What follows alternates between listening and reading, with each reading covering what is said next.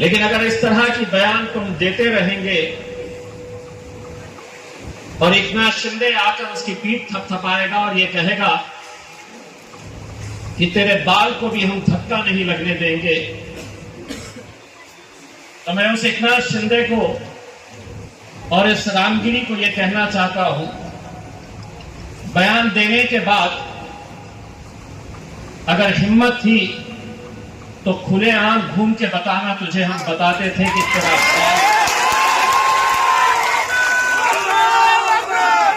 और मुख्यमंत्री को भी एक पैगाम देना चाहते हैं, जिस मर्दानगी की तरह तुमने ये बयान दिया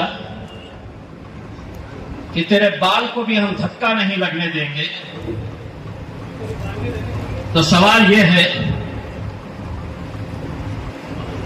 उस रामगिरी को इतनी सिक्योरिटी देने की वजह क्या है? डर गया या मेरी जबान में या हमारी जबान में दोनों फट गई?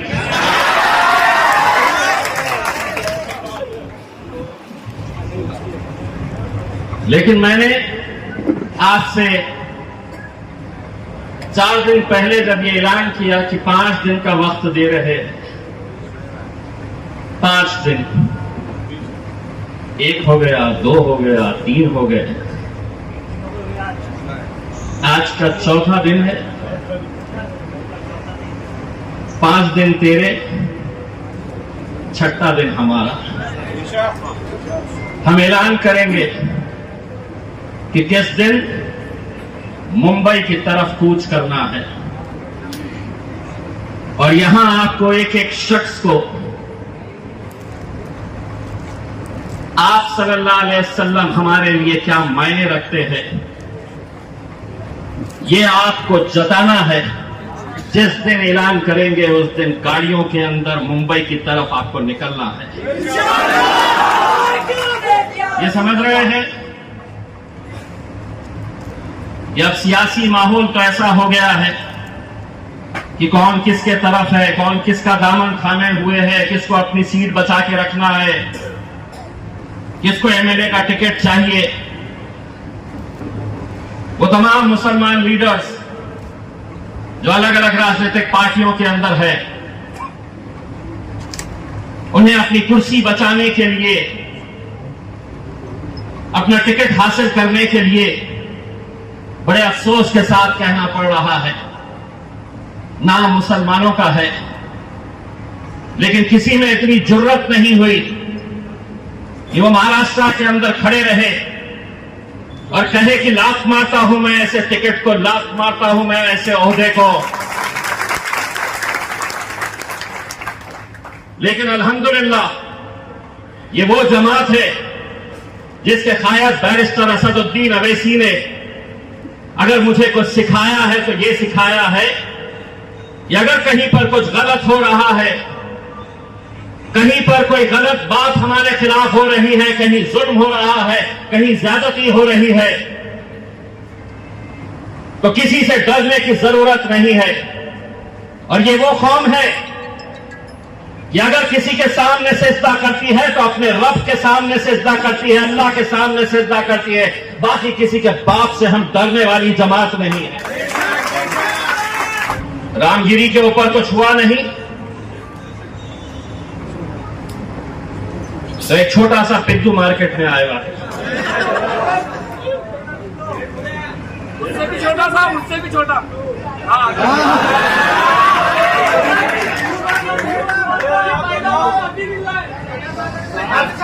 बोलते गया।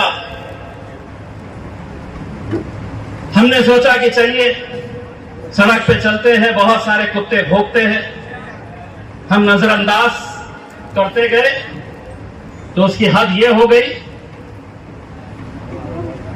कि उसने अहमदनगर के जलसे के अंदर कहा कि अगर ये रामगिरी के बारे में तुमको कुछ कहा तो मस्जिदों के अंदर चुन चुन के घुस घुस के मारेंगे। क्या इस राज्य के अंदर कोई कायदा नहीं, कोई कानून नहीं है? ये जुमला अगर इम्तियाज जलील ने कहा होता तो 10 मिनट के अंदर पुलिस पहुंच जाती। लेकिन उसी पुलिस को मैं ये कहना चाहता हूं, अगर देवेंद्र फडणवीस के छोड़े हुए उस पिल्लू के खिलाफ तुम कार्रवाई नहीं करेंगे तो ये समझ लेना कि उससे बेहतर जबान इम्तियाज जलील के मुंह में है। जिस दिन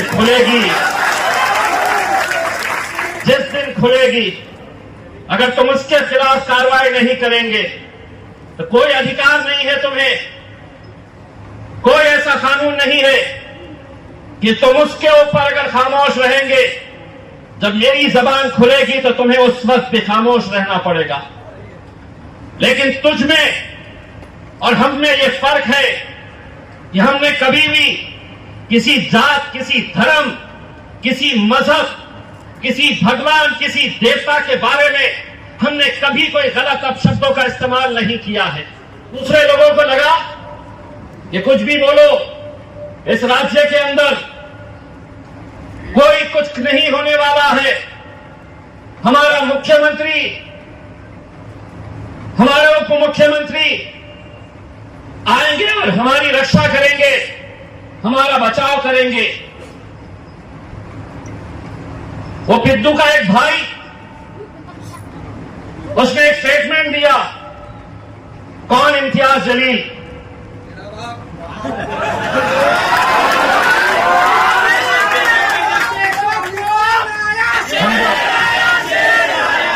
हम जब बंबई आएंगे तो एक गाना तुझे सुनाऊंगा।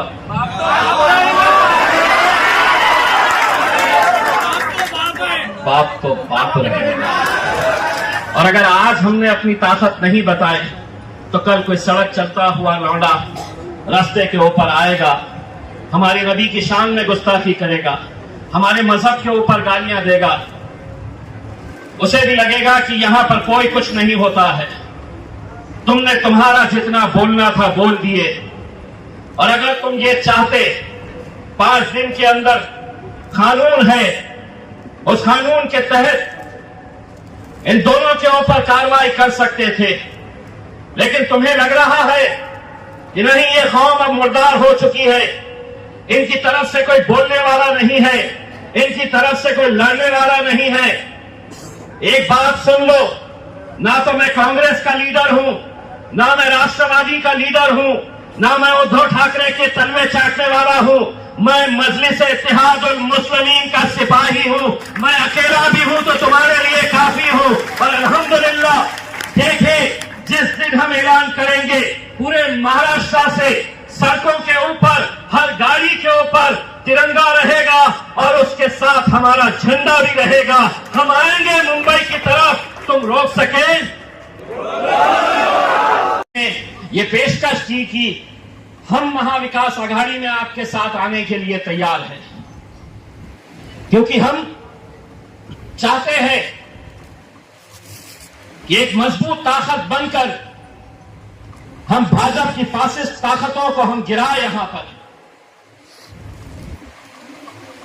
हम एकनाथ शिंदे की हुकूमत नहीं चाहते हैं। कुछ लीडरों ने बातचीत की मेरे साथ घंटों। मैंने उनसे कहा कि हमारी जितनी ताकत है उतने ताकत के हिसाब से हम बात करेंगे। अगर हमारी ताकत 25 सीटों पर है तो हम 25 की बात करेंगे, 50 की है तो 50 की, 10 की है तो 10 की। तुम बैठो तो सही। उन्होंने कहा कि पहले हमें आपस में चर्चा करने दीजिए। इतने दिन लग गए चर्चा करने के लिए, कोई जवाब नहीं आ रहा। वजह क्या है जानते हैं आप? वजह यह है कि ये वोट नरेंद्र मोदी का डर दिखाओ वैसे ही मिलने वाला है। यही डर दिखाया गया, यही सोच हमारे जहनों के अंदर डाली गई। लेकिन एक और वजह भी है, जब स्टेज लगेगा तो सिर्फ उसमें 3 कुर्सी लगेगी। एक पे उद्धव ठाकरे बैठेंगे, दूसरे पे शरद राव बैठेंगे, तीसरे पे नाना पटोले बैठेंगे। मैंने ये कहा कि अब 3 नहीं 4 लगेंगे। बस सारी तकलीफ उन्हें यही कि हम ले तो लेंगे, लेकिन तुझे हम बाजू नहीं बिठा सकते। और मैंने कहा कि अब बहुत सालों तक तुम्हारे लिए वो कोई और होंगे जो चटाई बिछाने का, कुर्सियां लगाने का काम करते होंगे। अब हम हमारा हिस्सा मांग रहे हैं और इज्जत के साथ मांग रहे हैं। तुम स्टेज पे बैठेंगे तो इम्तियाज जलील सामने नहीं बैठेगा, तुम्हारे कंधे से कंधा लगाकर तुम्हारे बाजू बैठेगा। बस सारी तकलीफ इसी बात की है, ये साला अभी बोलता बहुत है, इसको बाजू बिठा दिए तो हमारी तो वाट लगा देगा। सारी तकलीफ इसी बात की है, इसीलिए फैसला लेने के हक में नहीं है। कल एक केरला की एक मुस्लिम पार्टी को लेकर आके उनके साथ चर्चा हो रही है, जिनका कोई वजूद महाराष्ट्र के अंदर नहीं है। मैंने पूछा कि भाई साहब, यहाँ पे महाराष्ट्र में वो पार्टी का तो कोई वजूद ही नहीं है। बोले समझा करो, कोई टोपी वाले लोग हमारे भी स्टेज पे चाहिए, इसलिए उनको ला रहे हैं। कोई हरा झंडा हमारे भी महफिलों में होना चाहिए, इसलिए वहां पर लेकर आ रहे हैं। मेरे भाइयों, हम पूरे महाराष्ट्र का सफर करेंगे।